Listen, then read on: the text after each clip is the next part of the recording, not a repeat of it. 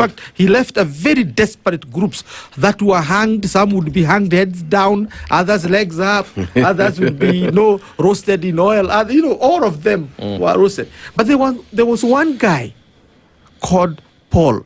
Originally, I think he was called Saul. Yes, correct. Who later was baptized or renamed, Paul. And this guy was a genius. He was a prolific writer. Yes. He was a very agile mover, moving from all the cities. Correct. Because he was a trader. He was a Jew, basically doing his business. Correct. But at the same time, limping his way into, communities and forming groups. And these are the groups that eventually converted the emperor of Rome, Constantine. And Constantine now gave birth to what we call Christianity in its bureaucratic form.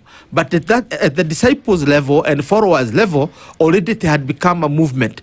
Now, where is Paul for Raila Odinga? Of course, it's not Oburu.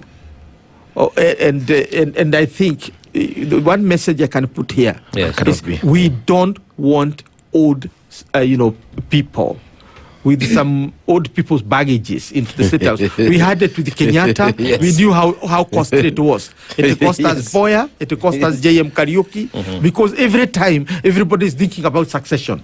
Because this person might follow any time. And politicians are politicians. They build, they write themselves into the future. So the assassinations that we got in the 60s and the 70s were all about Kenyatta succession. Even Moi, if you read the Kenyatta succession, where Moi himself was survived through the hair of his skin, of his teeth. Now, so that's that. So we don't want that.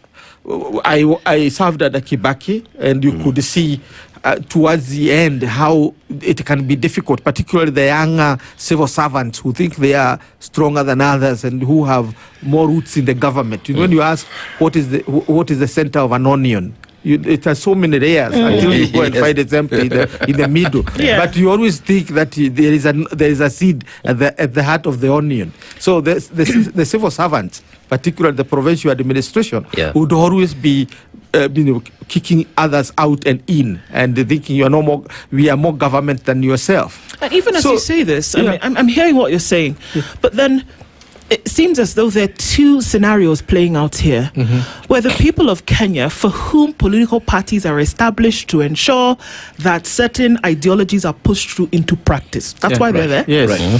That those people seem to be yearning, to be pushing, to say, can we have leadership that just gets things done? Right. Now, these machinations that we are seeing playing out right here seem to be the struggle for relevance in a place where the people of the country seem to be moving in a different direction.